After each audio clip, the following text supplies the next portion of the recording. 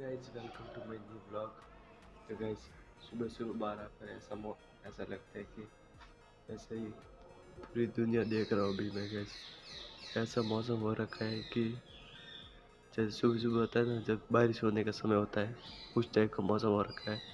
लेकिन बारिश होगी नहीं क्योंकि अभी ठंड का समय है, इसलिए। तो गाइज अभी ठंड पड़ रही है तो बारिश नहीं होगी।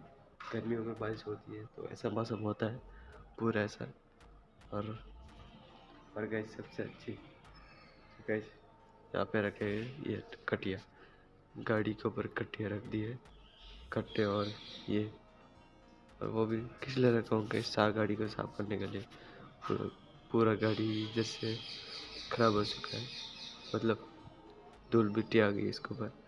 और सबसे प्यारा नाम लिखा हुआ है यहाँ पे, जय श्री राम लिखा हुआ है यहाँ पे, जय श्री राम। चलो तो लाइक कर देना, चैनल को सब्सक्राइब कर देना। Thank you so much. Bye.